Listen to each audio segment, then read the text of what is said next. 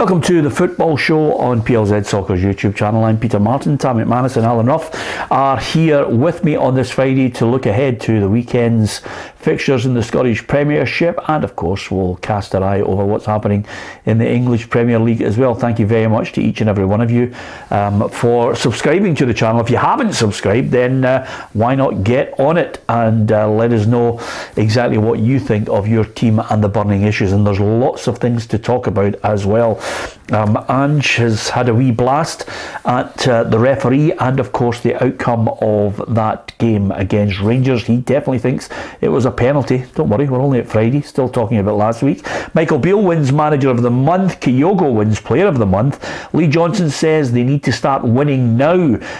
And Louis Moult has left Motherwell. Give us your thoughts on that. Didn't quite work out second time around for Louis Moult. And tributes have been paid right across the footballing world to the fantastic player Gianluca Vialli, who sadly has passed away.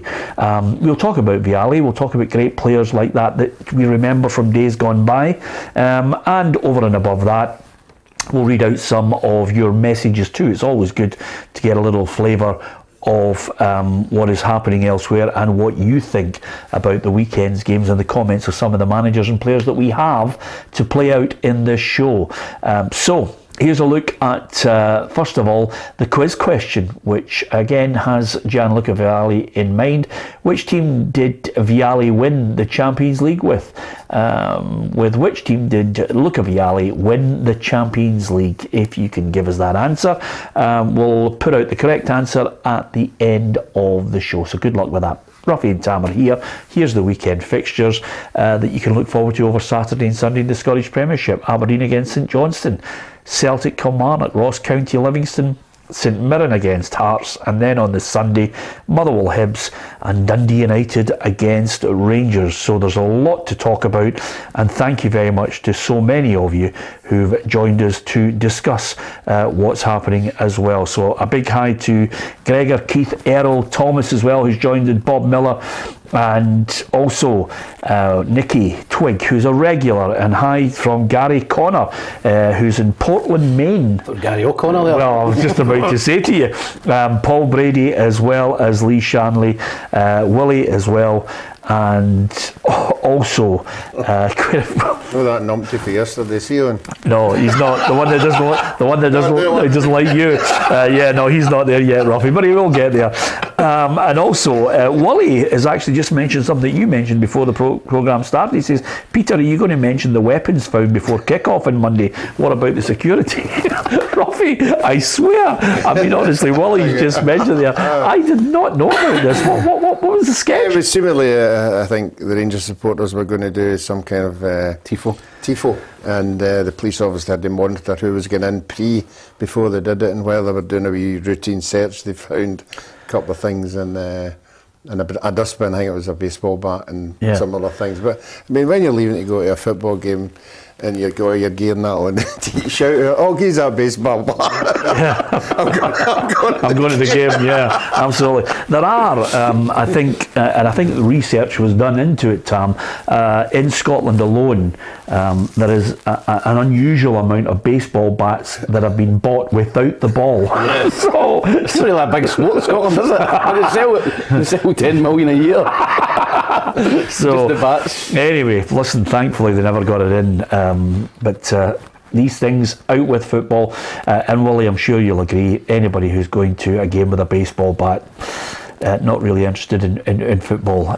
So with that in mind, let's get to the meat and bones of some of the managers and players and their comments today.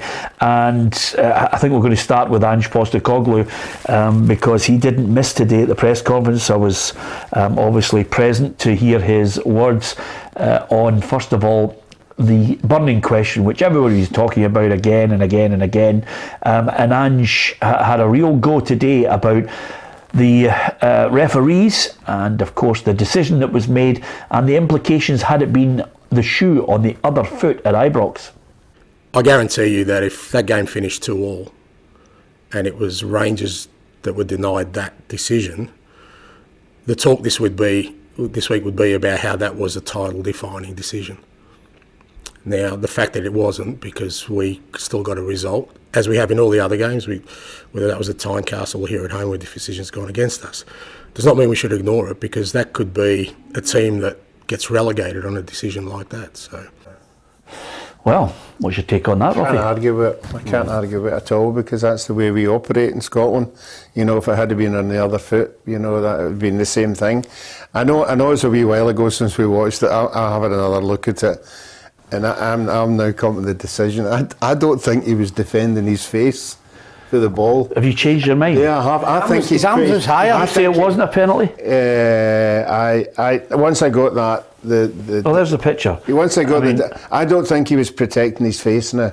I think he's put his hands up as an actual reaction. So for me, it's a penalty. You know, I don't agree. Have you changed? Yeah, from Monday. Yeah, I've seen another angle. I keep looking at the photograph all the time. I keep looking at it, and then we got the definitive for the FA saying, if you put your hands up to protect your face, it's not a penalty. I don't think he was protecting his face. I think it was just an actual reaction. His hand was up there. Because if you're protecting your face, you're going like that, right against your face. Maybe do that. Hold on. Or that. Hold on. It's Friday. Yeah. It's a full 180, isn't it? Well, we've been talking about it every by the way, day. The boy that didn't like, but the boy that thought you were murdered, Des, tell Ruffy to go and take a flying. No, I didn't say that, but he should.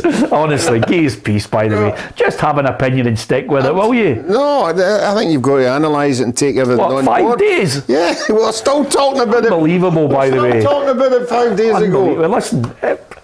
The thing about it is, everybody is actually. I mean, this is the problem with it, Tam.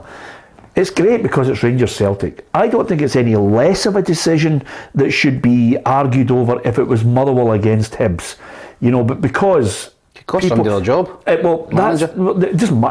every level. But the problem is, there's so many Rangers and so many Celtic fans, so the greater amount of scrutiny of this decision goes on, and it drags on, and then we have conspiracy theories, and then we have this suggestion of bias.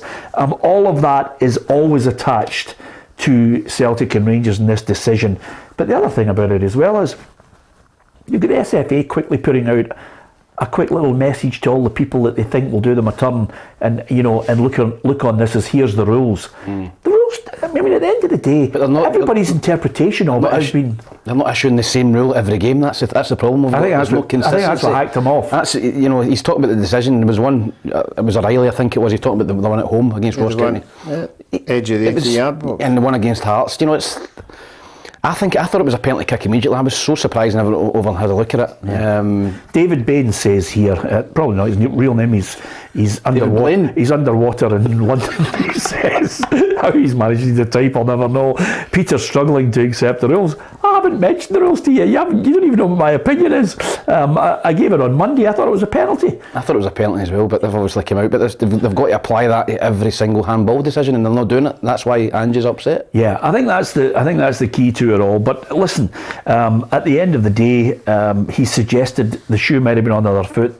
You know, there would have been possibly an even bigger furore on the basis that it does have implications, because if suddenly you're in a situation where it was 3-2 to Rangers, it's 6 points. Yeah. It's 6 points, and then it's game on again. Yeah, I mean, that's the way it operates. That's the way it is. You know, I mean, if Celtic had went to 12 points, we would all be shouting, that's really it over now. I still think, obviously been in football for a long time, I still don't think 9 points is a given. You know, I know Celtic are steamrolling everybody, but I mean, there's always things happening in football. So 9 points is something you can always cling on to. Yeah. It doesn't say it's going to happen, but 6 points you would be saying to yourself, well, a wee bit of better belief now. Look, we're good enough to beat them, let's go on a run. But that never happened. So at the end of the day, it's still Celtic in the main for me. Yeah, I'll tell you one thing which is fantastic about sometimes when you're reading the message. I know sometimes you like to read them as well, but eventually some people stick to the plot, and then eventually people actually forget what the actual original argument was, and they just start scalping each other, and it's heading that way on our feed. And some people say, hey, it happens, move on. And Ronnie Porter says, Ruffy, for goodness sake, you and Ange should take a cool-it pill. The game is by, move on. This kind of incident will happen every game, so chill. Listen, it's one of those red hot topics that, again, I could see the way the press conference was going today, that it was going to be something that you wanted to get even greater scrutiny, because if Ruffy's changing his mind, the manager immediately after a game has to quickly analyse things. He doesn't get that time to ponder over it. And then, of course, remember, by the way, managers suddenly, Tam, and you'll know this, after they've left all the press conferences, they'll then do what everybody else does, go back, look over it. Then they'll be influenced by sitting down with all the board members, all the family, all the friends. Everybody has their... It's the most dissected game in Scotland, isn't it? Yeah, listen, it's our national sport. It's everyone loves football in this country, and it's always going to be analysed and scrutinised in greater detail. And you're right, sometimes straight after a game is not the right time to ask a manager something. You know, it's the emotions are running high. He's maybe not seen it again in a replay. You know, he goes and he looks at his analysts and he looks at the replays and he goes, maybe I got that wrong. That was a penalty. Yeah. And the next press conference, maybe it's in the back of his mind to speak about it. But I think Ronnie was right. I think we should move on a little bit. I know Ange's still upset, and I'm sure they've put their tuppence worth into the SFA, but the game's done now. Let's look ahead. Yeah, it's a good point you make, actually. And remember as well, I've thoroughly enjoyed, I think Fitz has said there, that's the joy of it all. That's what makes the show better, when everybody's arguing with each other. Of course it is. Listen, Ruffy's changed his mind 5 days later. I'll tell you one thing. If Tam and I go to court, we're not having you as a character witness. You are the most unreliable witness of all. Can I just clear this up? Yeah. On the day I said, by the way, you thought it's a penalty. Yeah, but you thought the Rangers one wasn't a penalty. Yeah, I'm not. You've not changed your mind on that? Not changed my mind on that one. At the time when I saw it, penalty kick, but then the ruling came out and I went, okay, I can buy that. If he was protecting his face, then it's not a penalty. But the more I see the photographs, I don't think he's protecting his face. I think it's just a reaction of putting your hand up. So it's a penalty. Yeah, okay. There you are. That's the joy of it all. Fair enough. And I like Robert, who says... What have the two of you done anyway? I'm up in court defending you. You'll find out. Robert Round says, paranoia, after 5 days, move on. Robert, we mentioned it because obviously it's the red hot topic from Ange. It's as simple as that. So there you have it. As far as Celtic are concerned, they're obviously looking towards the game against Kilmarnock. There was one really positive bit of news today. Kyogo came in with the interpreter to chat about his Player of the Month. I did ask him, if in his mind, there are things that he's happy with and things that he needs to work on. And he did say, he says, I need to work, I need to work harder. I need to score more goals. And also he thinks he needs to defend better as part of the team. It's an interesting insight from him because, a lot of people think, Kyogo, he's scoring goals. The real test of what Ange Postecoglou was trying to do with this Celtic side came when they were defeated in the Champions League. He's building a side, looking for them to be more ruthless in that final third and less culpable at the back when mistakes are made. Yeah, I think that in terms of Kyogo, he missed a lot of opportunities in the Champions League. I think that Celtic as a team missed them, but I think he took a lot of heat. He took a lot of criticism. He missed chances, and people are saying, he's a flat track bully. He can only do it in the Premiership against, your St Mirrens and teams like that. But I think that he knows himself that he's got to improve. He's got to take a greater ratio of chances. I think he's scored 15 league goals this season.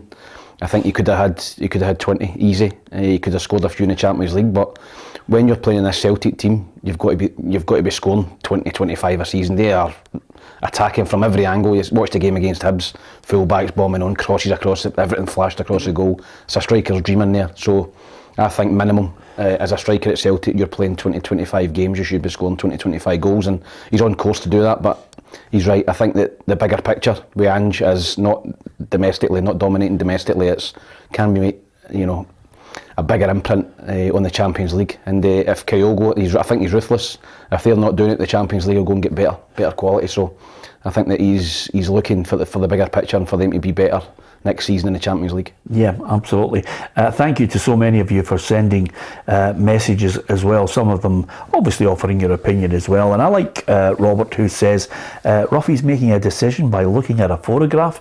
Well, let's not forget Ruffy was on the committee in 1963 and said there was only one single shooter and there was nobody on the grassy knoll. And he's had a look. Have you changed your mind on that yet? No? Seen clips. I'm not going by the... Actually, as you know, I was touring last year and I went to Dallas. Yeah. You don't want to know if you think there was a second shooter. No, that put me in doubt as well. Yeah, okay. Because I was there at the scene. Absolutely. I'm not going by the photograph, I'm going by what I saw on the television. Okay, fantastic. Robert, I hope that helps you. And as far as Kyogo's concerned, yeah, player of the month for December. Yeah, as Tam said, you know, if Tam was in that Celtic team, you know, I would expect Tam to be scoring 10, 15 goals. Because as Tam says, you know, the ball is in the box more than it's in the other box. The balls are flashing across, and if you've got any nous at all, you're going to be on the end of a percentage of a lot of them. You know, and it's two different strikers I've got. It's Giacomakis and it's Kyogo. Yeah. You know, and it's which one the defenders would like to play against, and I would say it would Giacomakis. Yeah, he was asked today about any incoming or outgoing, and he said, you know, there's nothing, despite the fact that I think there's been quite a bit suggesting that there is one firm bid come in for Juranovic. I think we're all expecting Juranovic to go at some point, but for what fee is open to debate. Yeah, I don't think you bring the boy in for Canada, you know, if you're not expecting him to move. Yeah. You know, again, you know, Celtic like people to move on with their tag of price or what they rate them at, you know, so it'll be interesting to see. Nothing's been thrown out there, there's no figures been thrown out there from either party, you know. We're missing Charlie, so we've not got a heads up, you know, what kind of fee we're talking about. But well, we have now. Charlie sent me a text that said Juranovic 150,000 max. He's had a poor old firm game. So he's a dud. So no, I think if it gets anywhere near what Celtic are looking for, I think he'll move. Yeah, okay. Celtic Kilmarnock, Ruffy. Do you remember what you posted as far as your prediction? Yes, I did. Yep. I think Derek has to go there. He's only had 1 win in 4, by the way. Yeah, no, he's got to go over there with an open mind. I know people say, oh, you don't want to go to Celtic or Ibrox and come away with a 5, a 6 or a 7. It's terrible for morale for the rest of the season. So I think he's got to go there with that in the back of his mind. It's got to be a morale display and come away from there. I don't think they'll win. I can't see them winning at all. They don't have the firepower at this moment, and defensively they're leaking goals. So I've went Celtic 3-0. 3-0, okay. I've got 2-0 Celtic, Tam. I'm going to go for 4-0 Celtic, but I think could be more. Yeah? Yeah. A hammering? I think Celtic murder them. Yeah. Do you still think Kelly are getting relegated? Yeah. Sticking with it? Yeah. Have you changed your mind on? I think I went for St Johnstone, but I'm just holding my hands up and saying I got it wrong. As well, by the way, mate. I went for St Johnstone as well, but yeah. I think Ross County will go this year. Okay, you can give us your thoughts on Ange Postecoglou. What do you make of his comments today? He went on at great length about the referees, and of course I did mention to him that managers and referees used to get together at the start of the season to have a chat, to discuss the new laws, to discuss the relationships. Communication is always a good thing, but whether there is a need for that, whether that happens or not in the future, do you think that should be something that maybe referees and managers should meet up at the start of the season and then maybe midway through the season as well? Is that helpful? Is there enough time in the schedule to do that? Give us your thoughts on that. We'll try and read out as many messages as we possibly can. So that's Celtic. What about the game on the Sunday? Really looking forward to it as well, which is Dundee United against Rangers. We sent our man Adam out there to the Rangers training centre. Thanks, Peter. I'm outside of the Rangers training ground this afternoon to speak to Michael Beale and Borna Barisic ahead of Rangers' trip to Tannadice to face Dundee United on Sunday. Now, it's the first time I've had the chance to speak to Michael Beale since the January transfer window has opened, so he gave us a little update on any progress made towards potential new signings. We've spoken to 2 or 3 players. Our phone's not stopped really. There's a lot of players interested in coming here. I've got to make sure they're the right one. I'm a little bit fussy. I want to sit in front of a player and I want to look in his eyes. It's all right doing something over Zoom. My schedule's been pretty packed out up until that game last Monday. This week's been spent meeting people face to face and getting a feel for them, telling them exactly what I want not them the other way around in terms of what they're expecting, what I'm expecting from them, and the role that I want them to play coming in. Because when we're recruiting, I'm recruiting players for real specific roles. It's not just about a collection of players coming in. I want to recruit a player that comes in and does a very specific job for us in the squad, because I think that's what we need right now. I said when I first come in the job, I didn't think it was as broken as people were making out. The only thing that can prove that is performances on the pitch, and I think 3 or 4 of the right additions can pull everything together in the right direction. Borna Barisic was also on media duties this afternoon for the first time since returning from the World Cup. Now, he was telling us how much he enjoys and relishes the challenge in the squad, particularly the challenge put to him by youngster Adam Devine, who excelled in the role at left back in Barisic's absence, and he was full of praise for the youngster. Yeah, he's a very good guy, wants always to learn. He's very focused on the training, I can say. Also, he is a very good player. I think he showed that in previous few games what he played, that he can deliver, and I hope he will be a big player, Yeah, obviously he's going to try and mix some of the players potentially coming through who've got a bit of talent, and then recruit as well in this month. It'll be interesting to see what type of player he's able to bring in. But congratulations to him first and foremost, Robbie, because he's manager of the month. He was unbeaten in the month of December. Yeah, and you always expect a new manager come in to be a wee bit of a kick in the dressing room and results as well. I think he was fortunate with some of the fixtures he had coming in. They were not the big ones, so he got the results, and all credit to him. I think they're playing a lot better, and we all said, like every team, if you start getting your better players back, the team's better, and they've got Golson and Davis back, which I think is a big plus, and if you can keep adding, I think the Rangers supporters will be interested to see what kind of quality's coming in and who it's going to be. Well, he has highlighted injuries as well. They've suffered. Hadji and Suter should be back by the end of the month. Yeah, I mean, I think there's another 3 or 4 that you'll be expecting back as well, but I don't think we know yet, what he's already said. He's spoken to people who he wants to keep long term and people who might want to move on. So until I think this window's over, we'll not know who these people are and who the ones that are coming in. Yeah, no surprise. Michael Beale did mention he thought John Beaton had a really good game. That's the joy of the Glasgow derby, isn't it? A bit of a wind up there. Just going back to what he was talking about there about signing players, I think it's interesting that he's going to sign players for specific positions. So he's obviously got a way of playing that he wants to play at Rangers, a formation. It looks like 4-2-3-1 or 4-3-3, and he's going to buy players to fit into the system rather than the other way about. So I thought that was pretty cool what he was saying there, because he's going to sign somebody that's going to play in the left of 3 up front, or somebody that can play as a deep line midfield player. So I'd be interested to see what kind of players he's going to bring in. I'd be excited if I was a Rangers fan, the way he's speaking there. Yeah, I think Rangers need to get away from the stopgap signings. For the last 2 or 3 years, they've just been bringing players in for 6 months, 9 months, right, year away. I think they really need to get into what Celtic are doing, 3 and 4 year contracts, players that are going to be there for the long haul, for at least a decent haul. And once they do that and they get settled, scored in there, I think they'll improve. But they have to stop just bringing people in and just. It's not working. So, like Ramsey, carry on, and other players that have come in just haven't worked at all. So, right away you go.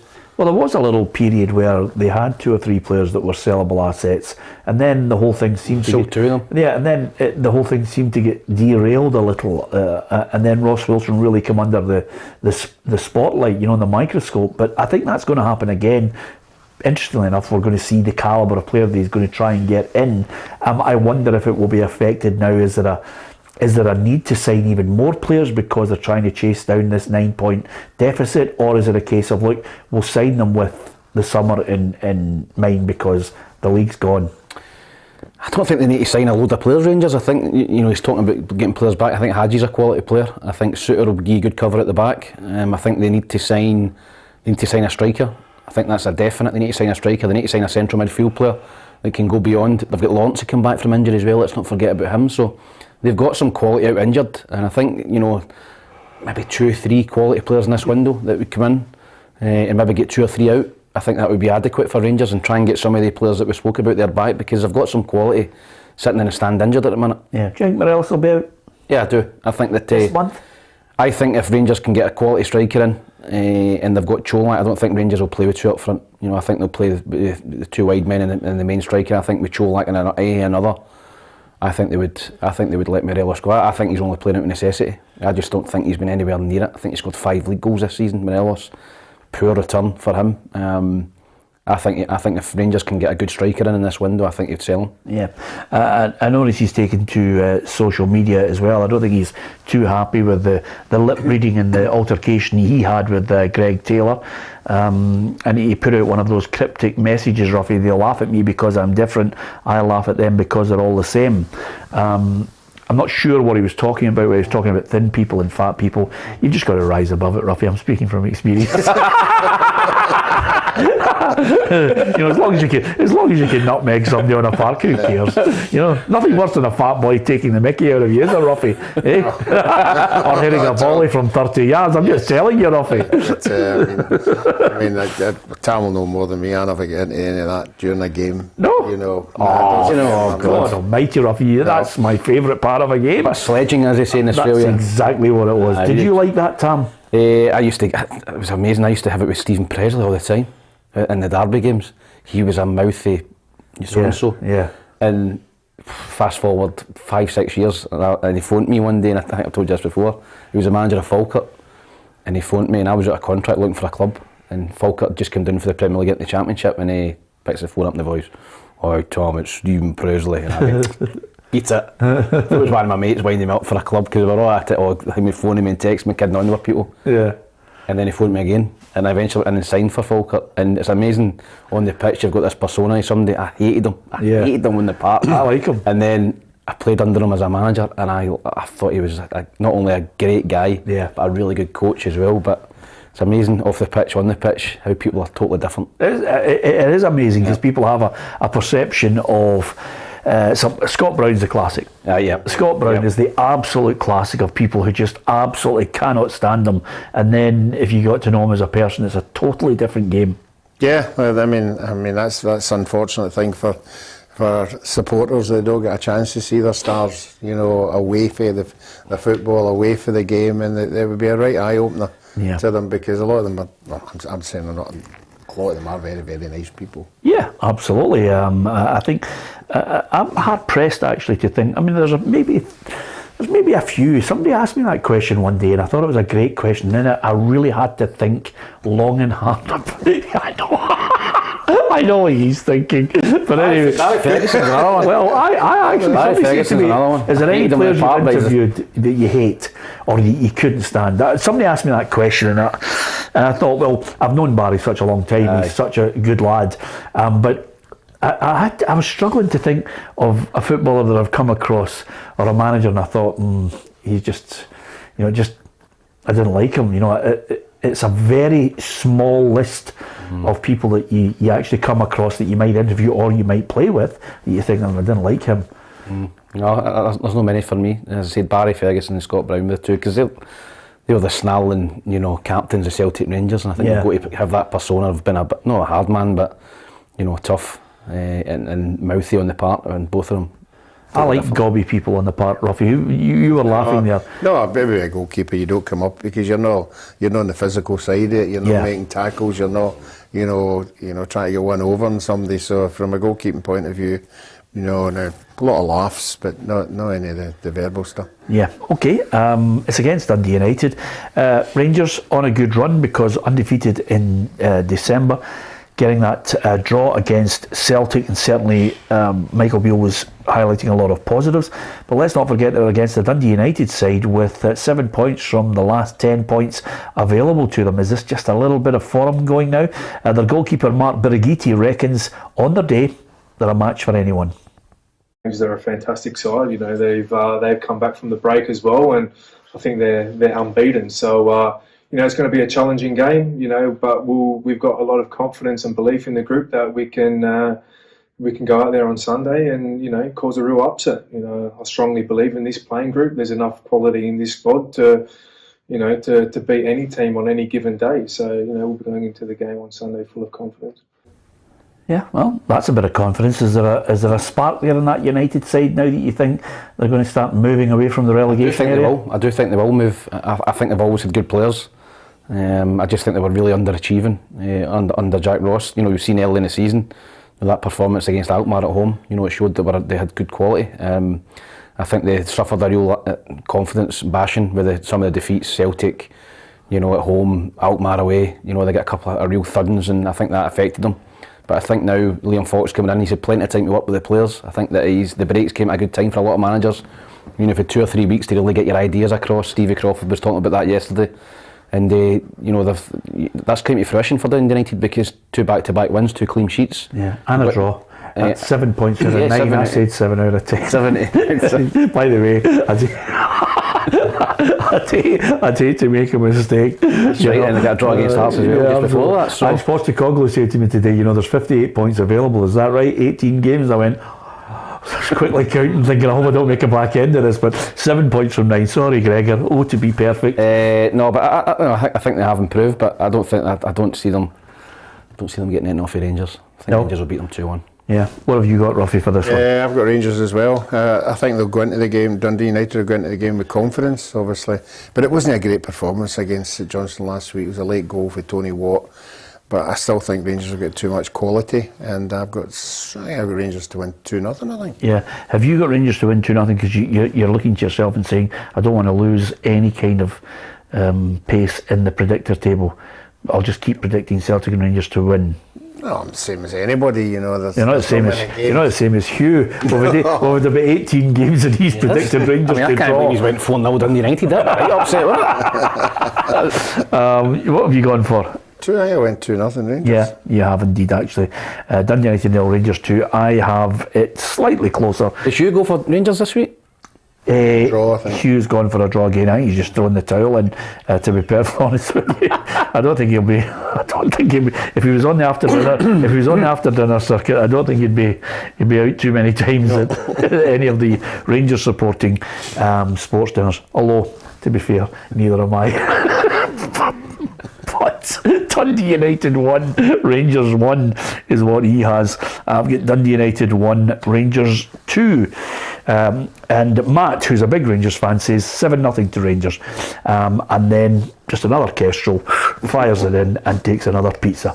Fantastic, Matt. We always love a prediction. Now, who's going to get the Dan Mack? That's the big question, because somebody has to show a bit of form. And there's big games over the weekend, and I think none bigger than Pittodrie, Aberdeen, St Johnstone.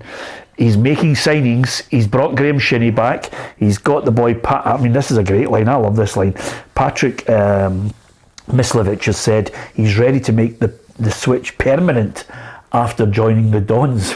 He's on loan, isn't he? I haven't even seen him play yet. Calm your jets. Good confidence for the lad. Absolutely. I think he's playing in, was it Slovakia or something? Somewhere he's playing over there in a team. Listen, he's an unknown. Obviously, Aberdeen have scouted him, but to be fair to Aberdeen, you know, they've brought players in, you know, from all over the place, and they've been good so far. Shinnie's a good signing, and do you know why he's a good signing? Shinnie's an excellent signing. Tell you why he's a good signing, Tam. Because he may well be a leader as well, but because he's the quality which is better than what Scottish football has at the moment. It's better. I would rather see a Shinnie and a Snodgrass and a McGeady than some of the substandard players who've come in just are producing dross. These guys they technically can take the ball in, can pass, show a bit of fight. These are good players that we've lost to the English game, and they're on the way back because maybe they're at the tail end of their careers. Yeah, he's only 31. I thought he was older than that. Yeah. He's still in a real peak of his career, I think. So he's played a lot of games for Wigan this season. I think with the new manager coming in, Colo Touré clearly doesn't fancy him, and he's set him back up the road. But I think that's a real good signing for Aberdeen. Sorry, do you know what I'm talking about, Rob? Yeah. I mean, I get slaughtered on here. I think Hibs would have taken him. Possibly would have taken him. Yeah, I get slaughtered on here for suggesting McGeady could still do a job. He could absolutely do a job. He looked head and shoulders above everything else in that Hibs team on Monday. Well, I think the Hibs supporters will be wanting the evidence of that. They'll want him starting in the lineup. You know, be wanting to see him for 90 minutes and see what he can give them, and he might be the spark that they need. We've not come to that game yet. We're still in Aberdeen, aren't we? Yeah. Anytime I've seen Aberdeen at home, I've been impressed with going forward, chances, you know, just not taking them, you know, and obviously not getting the results that we're getting. They were getting 3-0 and 4-0 results, you know, but they're sort of stopped now. But I still think they've got too much at home. If they get the chances, I'm sure they'll create them. And St Johnstone, just for me, don't have a lot of firepower. But Tam touched on it earlier on. Sometimes they go up there and they get a result. 1-0 You or don't something. expect it. You know, I think it was one year they went up there and won 4-1. Yeah. I remember, but I'm still sticking with Aberdeen. I'm going to go Aberdeen because I don't think St Johnstone have got the firepower. Yeah. Well, I thought St Johnstone were worthy of a point against Dundee United. I thought they played well. Yeah, they did. But as I say, there's, I think they're reliant obviously on Nicky Clark. Stevie May's hot and cold, isn't he? He's a streaky striker, but Aberdeen just seem to have, ever since that game, that last minute goal against Celtic and the criticism they received after that, it's a real... Two late goals with Rangers. And after that, and then they lost to St Mirren and drew. It's seemed to have it's hit their confidence pretty hard. The fans are getting on their back a wee bit. Everything was going well up until then. You're 5 minutes away from getting a good point against Celtic, and it's all turned. So I think they desperately need a result, and they need a win. Yeah, I think they're right up against it, Ruffy. But the one thing I would say is I wonder if it's critical where he could be facing, a difficult decision for the chairman. I don't think he's at that point. I'll tell you why. You don't start buying players and backing the manager. No, I don't think he's anywhere near that. I think he's been very good and very honest after games, and summing up the games they haven't done particularly well. I think early on when they were winning games, the fans bought into everything he was saying, and you might not agree with it all the time, but certainly I think the way he wants to play football is attacking. He wants to try and win games, apart from the game when they sat in against Celtic, but his method, you either agree with it or you don't agree with it. He was so many minutes away from pulling it off. I just think if he's got the right players on the park, he's got a lot of good young players as well. I think they've just got too much firepower for St Johnstone. Yeah, well, the interesting thing is he's going to be judged on where he finishes in the league, and the battle is his remit is undoubtedly to finish third and make sure they've got the hope of European football as well. Thanks to Iva, who says Peter Kestrel's only about 4%, and maybe not. Super. He's super. You need to change your Kestrel. He's just suggested it to be Norseman. What? Norseman. How many percent was that? Oh, that was a lot. Yeah? A lot, yeah. Norseman and Kestrel were around about the same. What year was that? Super. I have never heard of Norseman, have you? Yeah. Skull, Lager, did you drink that? Aye, Norseman was around about 75, 76. Yeah, what percent or year? In Scotland? Norseman, Okay, never heard of it. Anyway, Lager. Here's a man, Gregor, after my own heart, 4 tins of Red Stripe. Red Stripe was absolutely fantastic. Nice when you're abroad. Yeah, and when I hung about with Frank McAvenny, he had Schlitz. Do you remember Schlitz? Oh. 2 of us in the nightclub had a Red Stripe, he did Schlitz. That was it. Yeah, then I got a taxi home on my own as Macca worked his magic. I was goose. I got it in the end.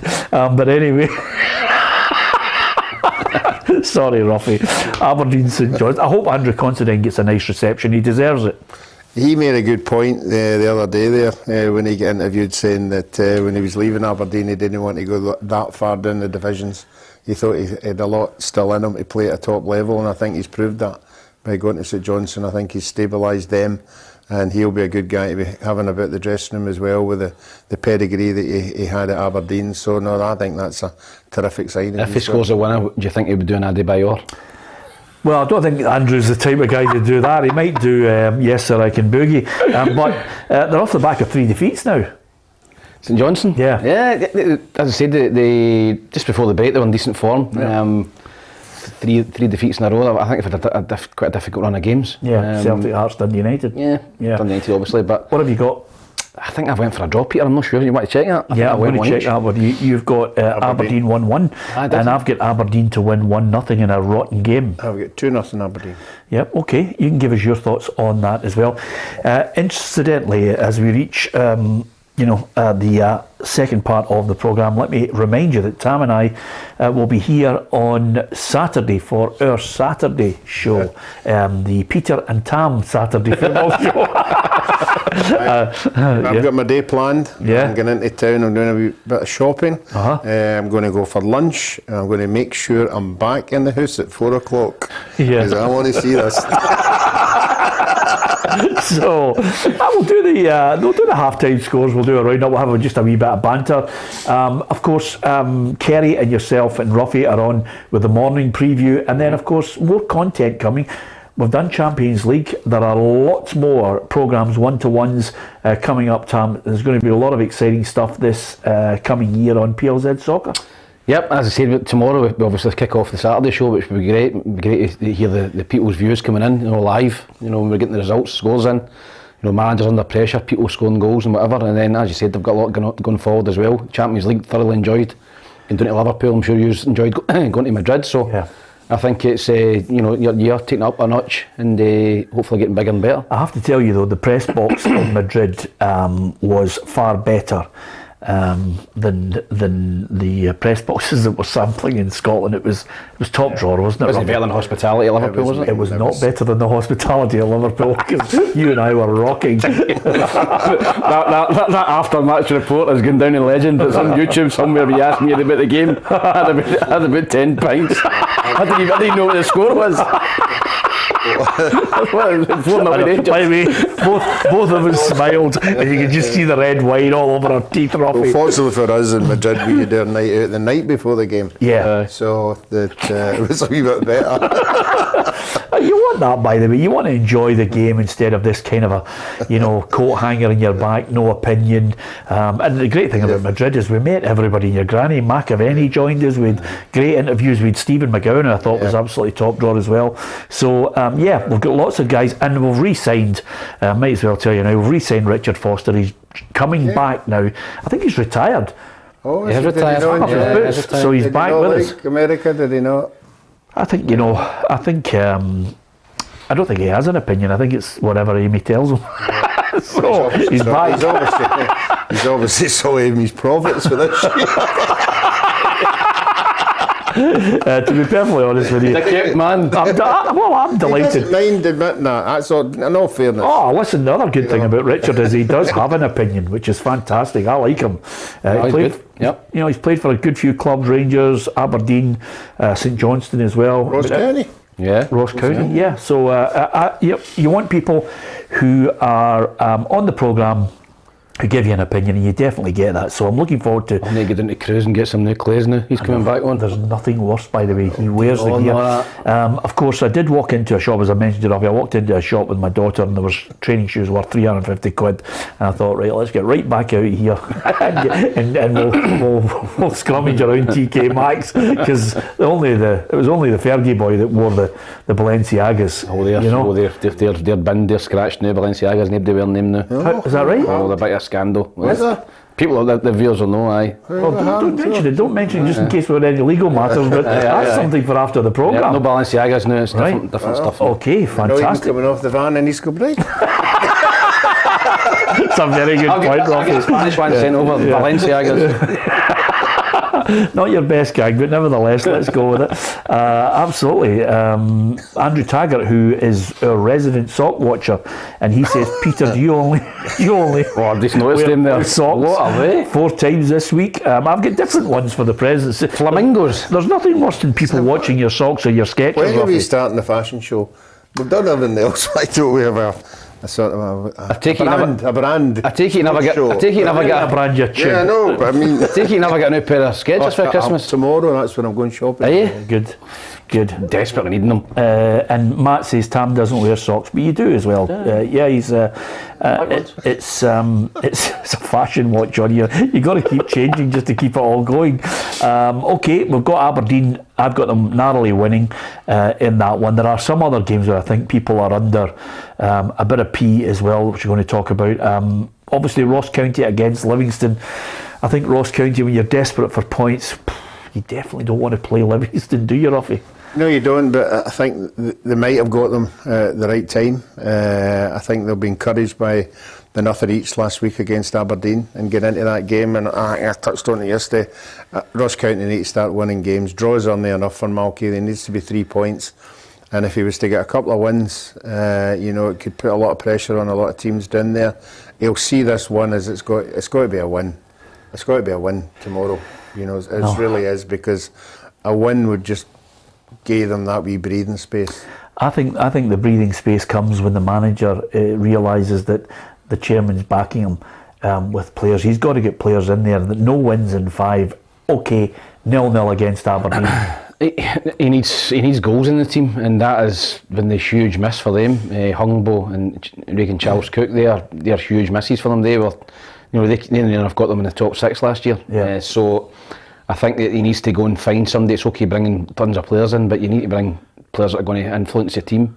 Jordan White is a decent big striker. He needs somebody maybe up front beside him, but he needs to find somebody that's going to get him 6-7 goals between now and the end of the season. That could be enough to keep them in the division. Yeah, I've got it 1-1, Ruffy.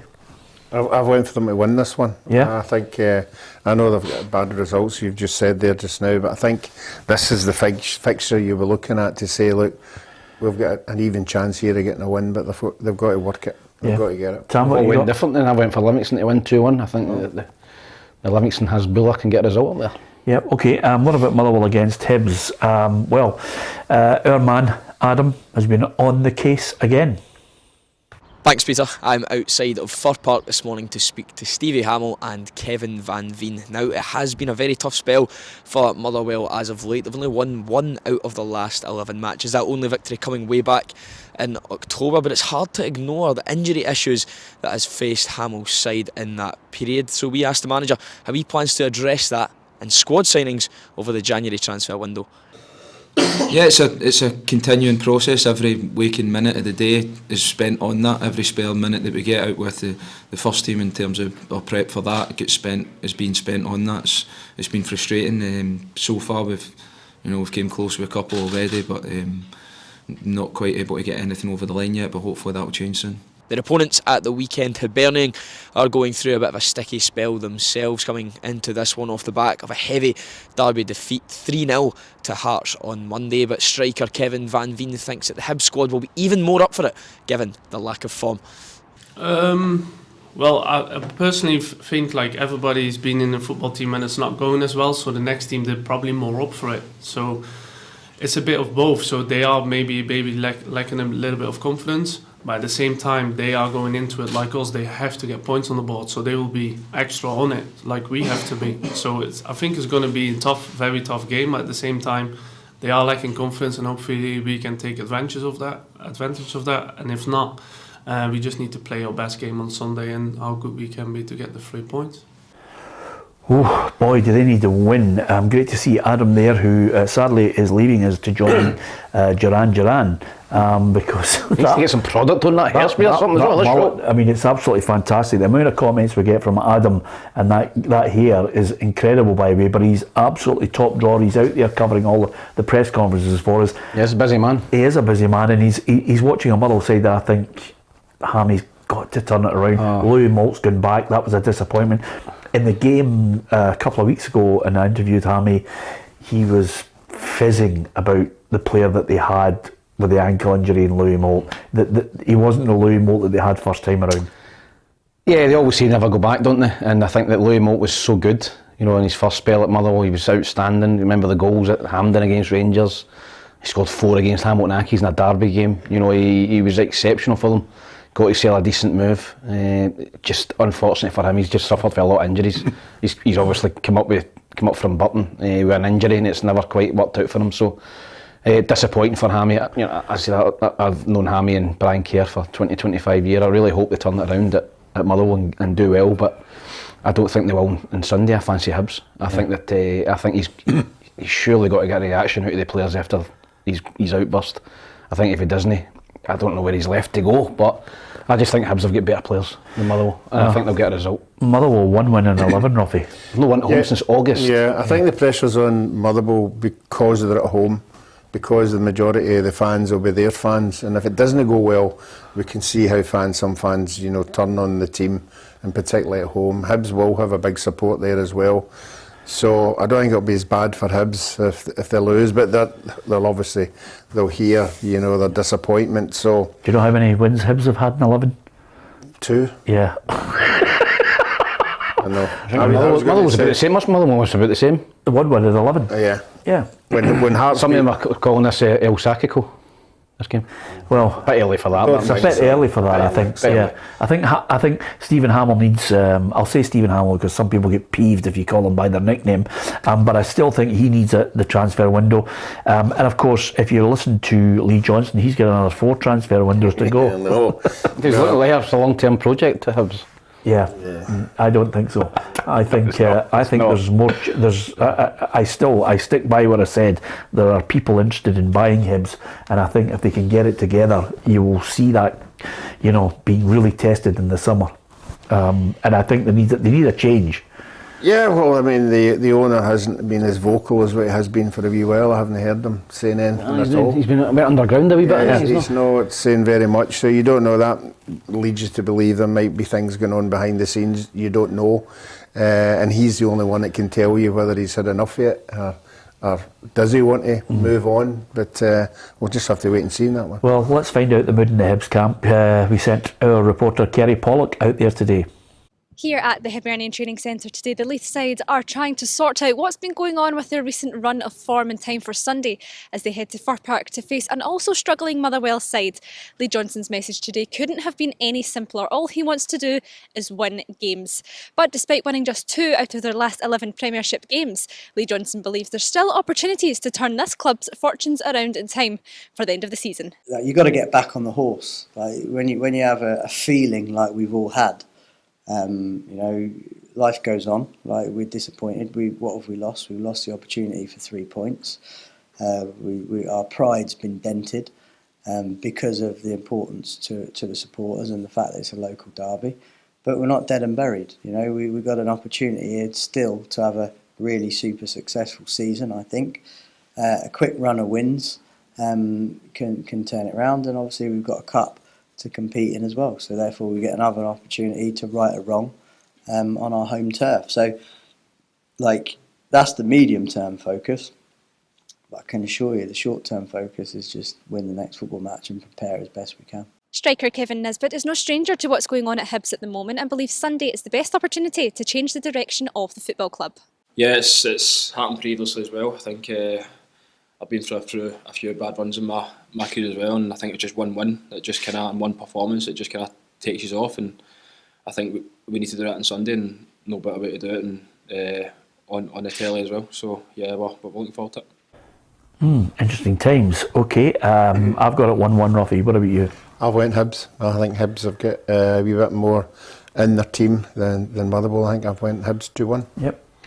Well, we have supporters ripping betting slips up all over the place. Yeah. I went for Hibs to win. I fancy Hibs strongly. I think they'll beat Motherwell. I'm going to go for 3-1 to Hibs. 3-1. Could be a really, really tough weekend for you, Tam. I went for a few. You've gone for more than a few mad predictions over the piece there. But, well, give us your thoughts on it. Hibs play McGeady for the start. Must play. Play him for the start. And McGuinness. McGuinness will come in, I think. As well. McGuinness, McGeady, Nisbet, they've got a lot of quality. Yep, Cadden. I like Cadden too. Quickly, a couple of things I want to get your thoughts on. St Mirren against Hearts. Garang Kuol, or possible on loan from Newcastle. They've got Yutara Oda, signed from Vialli Kobe. They're trying to get Callum Patterson back. They're looking for a replacement for Craig Halkett. They want to make Stephen Humphrys' move permanent.